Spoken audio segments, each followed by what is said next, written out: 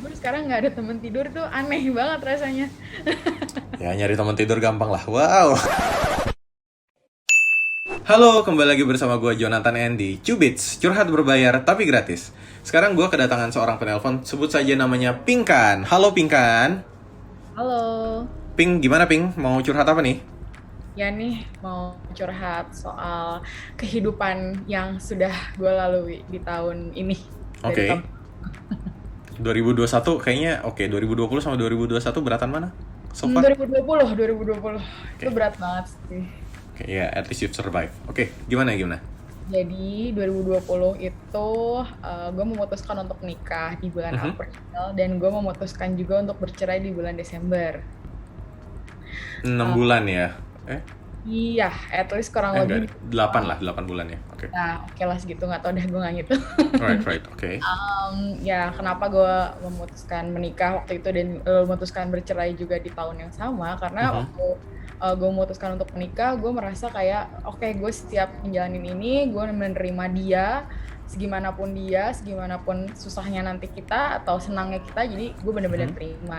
Tapi ternyata di bulan ketiga itu uh, mulai bermunculan masalah-masalah. Oke. Masalahnya itu sebenarnya kalau menurut gue mungkin datang dari gue juga, cuman di sini gue sudah mulai terbuka kalau kayaknya nggak selalu harus gue menyalahkan diri gue sendiri juga gitu. Right. Kayaknya juga ini salah dari dia juga deh, dan intinya kita berdua sama-sama salah sih kalau menurut gue.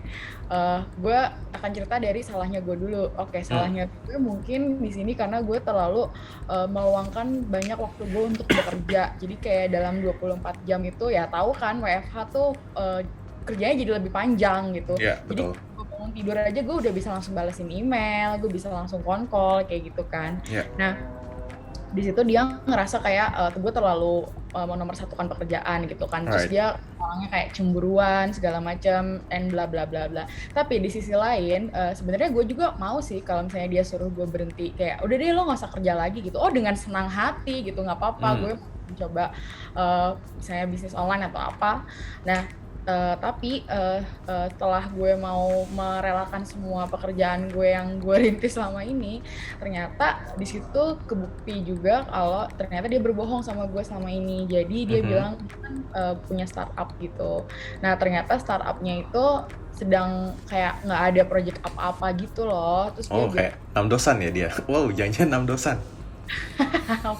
iya, nggak Iya. juga sih. Punya Dia startup tapi bohong. Ya, terus.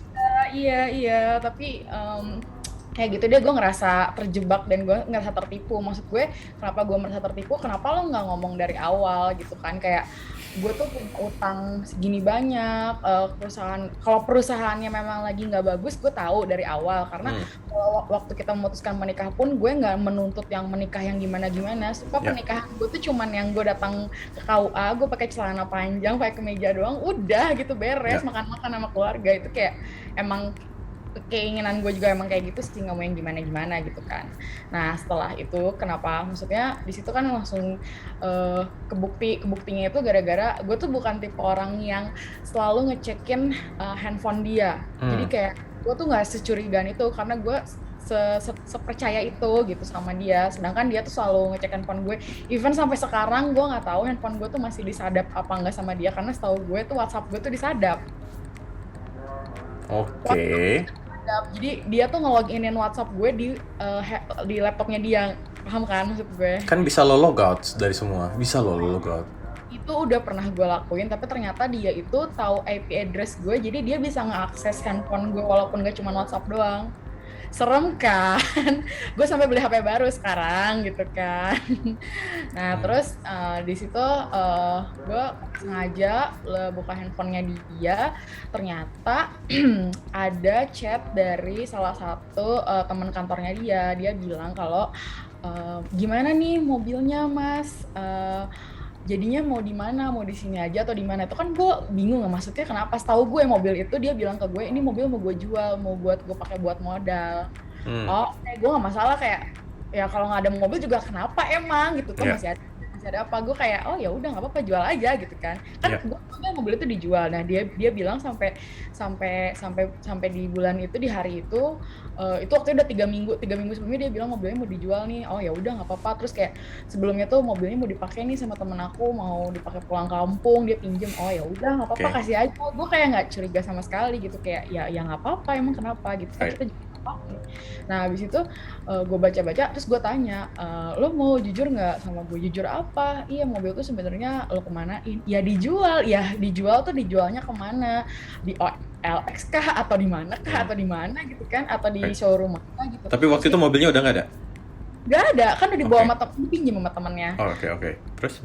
Habis gitu, sebenarnya ini maksudnya kayak harusnya gue nggak perlu mempermasalahkan ini gitu kan, karena ini bukan mobil gue. Cuman yang gue nggak suka, kenapa dia tidak terbuka, sedangkan gue seterbuka itu. Kayak dia mau tahu isi rekening gue atau tabungan gue berapa, gue terbuka gitu kan. Ya. Nah ini urusan kayak gini dia nggak terbuka sama gue. Terus dia bilang, iya jadi sebenarnya mobil itu mau gue gadein, nggak mau gue jual, karena gue ngerasa gimana gitu kalau nggak punya mobil. Ya terus kenapa mesti bohong gitu kan, kayak hal kayak gitu, kenapa lo mesti bohong sama gue gitu. Nah dari situ gue kayak udah nggak ada rasa percaya gitu loh sama dia, sampai akhirnya kebohongannya selanjutnya tuh muncul, dan sampai akhirnya gue di titik dimana gue tuh ditagih utang sama orang.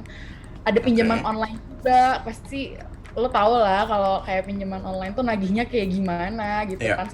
Semua kontak yang ada di kontak dia sampai ke nyokap bokap gue. Dan akhirnya setelah lama gue pendem, gue nggak cerita sama nyokap bokap gue, akhirnya gue cerita, dan Ya. ya gitu kita berpisah.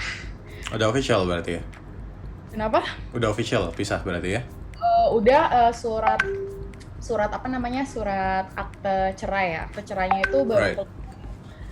ke 2 minggu lalu lah, karena lumayan susah sih mengurus perceraian zaman sekarang. Iya, pandemi ya. Hmm. Right. Oke, terus gimana kondisi lo sekarang? Kondisi gue akhirnya memutuskan untuk resign dari kantor gue yang sebelumnya. Gue pengen benar-benar memulai hidup baru, karena gue nggak mau tinggal sendiri juga, karena sebenarnya kan gue tinggal sendiri tuh. Nah waktu gue tinggal sendiri itu dia sempat nyamperin gue juga, kayak maksa Right. ngobrol, pengen apa gitu kan.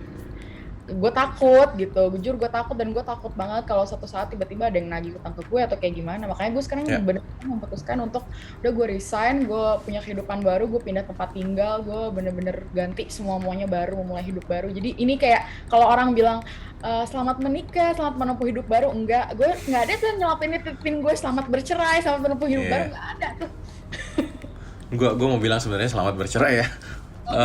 Iya, nggak gini, karena gini, gue mencoba netral aja. Maksud gue kayak even orang yang bercerai itu kan pasti mereka juga ada masalah, dan pasti mereka sudah memikirkan itu loh. Jadi kayak gue menghormati, gue nggak bisa bilang ya udah kalian stick together aja, karena mungkin di tengah-tengah bisa jadi visi misinya beda aja gitu kan. Bisa jadi preferensinya jadi berbeda gitu. Mungkin awalnya sama tapi di tengah-tengah oh gue mau ke kanan, oh gue mau kiri, dan gak ada yang kayaknya gak ada yang bisa kompromi juga. Ya udah mungkin berpisah might be a better option gitu. Jadi kalaupun lo bercerai dan ya selama itu bikin lo jadi lebih lega, lebih bahagia, dan good for you. Yang penting lo nggak usah peduli kata orang-orang, karena ya akan ada omongan miring juga yang nggak akan bisa kita kontrol anyway, right? Sekarang gue masih deg-degan, dan gue kayak masih takut, dan gimana ya, kayak belum semua keluarga besar gue tuh tahu gitu, dan gue tuh nggak tahu gue mesti ngomong apa ketika nanti gue ketemu. Pasti kan mereka pasti bakal nanya gitu, kayak mungkin lebaran tahun lalu gue ditanyanya kapan nikah, nah lebaran sekarang kan pasti gue ditanya mana suami lo, terus gue dengan polosnya gitu ngomong iya nih udah cerai gitu. Ya mungkin nggak apa-apa, mungkin polos aja ya, kayak kan ya emang cerai anyway, right? Kalau ditanya kenapa ya bilang aja nggak cocok, kayak I don't think like lo harus ngasih tahu semua alasannya ke mereka juga. Nggak harus. Lo mau keep it personal to yourself, silahkan gitu, nggak masalah juga kok. Iya, dan gue juga masih kayak belum bisa menjawab kalau gue ketemu teman lama atau siapa gitu di kehidupan nyata, bukan di sosial media ya, dan mereka bertanya hal itu. Gue kadang masih suka gitu gitu dulu kayak menghela napas. Tapi kalau kata teman-teman gue yang cerai juga sih, dia bilang itu mah biasa, ntar juga lama-lama lo terbiasa dengan bilang iya nih gue udah cerai, terus gue sekarang janda gitu. Cuman gue nggak tahu ya kenapa ya perspektif janda tuh jelek banget gitu, padahal Ya, gue bukan janda yang suka gimana-gimana. udahlah kayak nggak usah pikirin kata orang, yang penting how you feel about yourself gitu loh. Gini, mau orang bilang apa, selama lo nggak merasa seperti itu ya, ya udah, nggak penting juga gitu. Toh gini, kalaupun misalnya kehidupan kita baik-baik aja pun, kita nggak bisa ngendalin tiba-tiba ada orang gosipin atau apa anyway, right? Jadi focus on yourself, focus on your happiness, dan happiness kamu itu tidak didefinisikan dengan validasi orang lain terhadap hidupmu, gitu loh. Yes. Gitu kan, mau orang mikir lo apa gitu kan, selama lo happy, then you're happy. Tapi gue mau nanya nih, gue kan belum pernah cerita ke misalnya ke lawan jenis, ke cowok lah ya. Nah, Ya.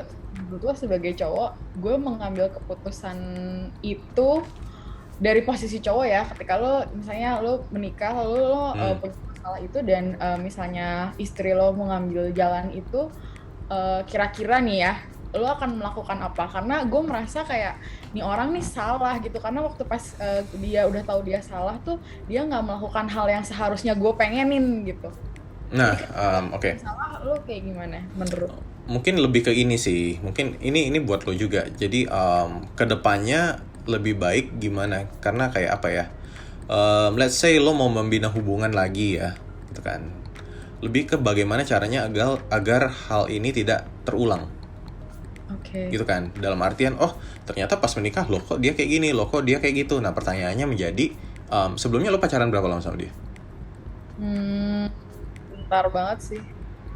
Nah bentar banget, apakah karena bentar banget itu jadi lo nggak tahu sebenarnya sifat asli dia kayak gimana?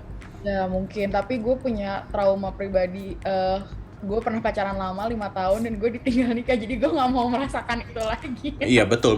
Tapi gini, nah ya kan sekarang ya udahlah, lo ngerasain dua-duanya gitu kan maksudnya. Lo pacaran lama ditinggal nikah, putus ditinggal nikah, sekarang juga pacaran cepet ya belum tentu benar juga, right? Nah sebenarnya masanya bukan pacaran lama atau cepetnya, tapi lebih ke apakah lo tahu orang ini sebenarnya kayak gimana, aslinya seperti apa, mungkin itu.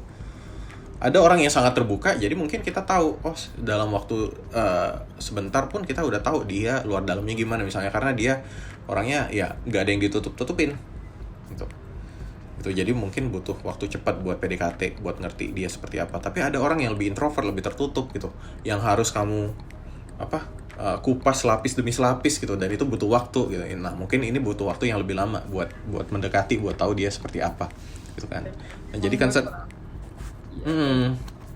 itu loh. Jadi ya terlepas dari apapun yang terjadi di hubungan lo, menurut gue yaudah yang terjadilah. Cuma di balik bagaimana caranya agar kita belajar dari sini biar hubungan di masa depan nggak seperti itu lagi. Ya benar. Gitu Gue kan. sekarang kayak kalau untuk memulai lagi mungkin gue belum siap, tapi gue Nggak apa-apa. gue kayak udah menyiapkan kayak oke, nanti kalau gue deket lagi sama cowok atau gue punya hubungan, gue harus lebih tahu dia lebih dalam. Gue sampai baca-baca buku gimana cara ngorek, kita tahu sifat asli dia, kalau dia kayak gini tuh dia berarti kayak gimana. Right. Dan ya nggak apa-apa, lo nggak harus kayak oh gue baru cerai terus kayak oh gue harus deketin cowok lagi, nggak harus. Yang penting nyaman lah dengan hidup lo. Gue bener-bener sekarang lebih menikmati, dan kayak resign dari tempat kerjaan gue yang lama tuh sebenarnya itu tuh susah banget karena gue bener-bener nyaman banget. Cuman gue tuh tahu kayak kalau gue nggak cabut dari sini gue nggak akan berkembang gitu. Tapi karena ada kejadian ini, oke, gue cabut nih dari sini karena gue nggak mau kayak pertemanan gue sama teman-teman kantor lama itu rusak gitu, karena gue takutnya mereka nyakitin hati gue atau gue ngomong nggak enak ke mereka gitu. Jadi Nah, mungkin ini bisa jadi momentum yang bagus juga sih buat lo memulai kehidupan baru ya, karena ya kayak udah cabut dari kantor lama, masuk kantor baru juga, tinggal di tempat baru gitu, status juga baru gitu kan, dan coba mungkin definisikan kayak lo mau ya 3 tahun 5 tahun ke depan lo mau hidup lo sebagai apa nih gitu, lo mau hidup yang kayak gimana nih dan lo fokus di situ. Maksudnya kayak dengan ada atau tidak ada pasangan pun lo nyaman Ya, gitu. gue lagi coba sih. Yang susah tuh ini sih, jujur susah tidur. Karena sebelumnya ada temen tidur, sekarang nggak ada temen tidur tuh aneh banget rasanya. Ya nyari teman tidur gampang lah. Wow. Enggak. Apakah penonton di sini? Enggak, maksudnya kan kayak orang tua gitu kan, kembali ke Bisa sama banget. mama, aku mau tidur. Oke, ya selamat ya. Tapi kalau lo happy, gue juga ikutan happy gitu. I personally happy. Nggak semua orang kayak apa ya. Ada yang malah dia lebih takut dengan omongan orang gitu kan. Wah, kalau gue cerai apa gitu. Tapi malah jadi terjebak di satu hubungan yang toksik. Gue ngemikirin itu waktu pas ya gue tahu ternyata dia banyak bohong dan ternyata dia banyak utang gitu kan. Terus gue tuh nggak mau nangis depan dia, sampai akhirnya gue tuh nangis di toilet, kepala gue masukin ke ember biar gue teriak-teriak dalam ember gitu, saking gue pengen menangis tapi nggak mau ketahuan nih gitu. Embernya ada air nggak? Ada dong, kalau ada air nanti kedengeran juga sama doi. Aduh, ya nggak apa-apa lah. Paling nggak sekarang lo udah bisa teriak-teriak, nggak usah pakai ember. Ya, dan paling nggak sekarang gue udah bisa bekerja dengan tenang, karena dulu tuh gue di posesifin itu kayak gue misalnya Right. ya kayak phone call meeting aja kayak ngapain sih mesti nyalain kamera, ya Ya. bekerja. Ya, nah ini juga mungkin di masa depan ya udah carilah orang yang bisa supporting your job and what you do gitu loh. Tuh, kerjaan gue halal kok, nggak haram-haram banget. Betul. Ya itu ya. Ya semoga sukses lah.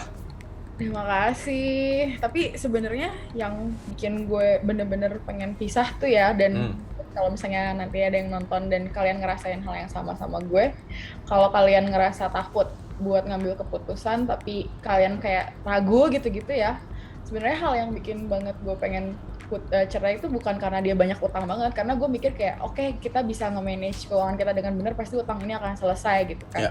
Yang paling gue kecewa banget sama dia itu dikala dia membeberkan keburukan gue ke kedua orang tua gue.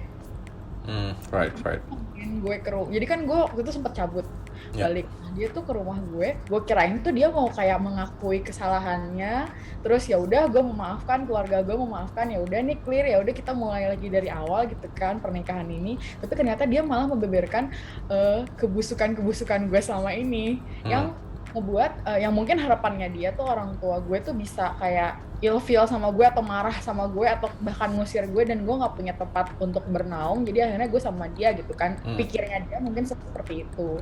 Tapi ya namanya juga orang tua kan, kayak anak lo buruk ataupun kayak seburuk apapun anak lo kan, orang tua pasti akan menerima gitu. Jadi terus pas gue ngeliat respon orang tua gue yang lebih percaya sama gue gitu, kayak oh kalau memang anak saya kayak gitu, terus kamu sekarang ngebeberin ke saya, gimana kamu nggak ngebeberin ke orang lain gitu.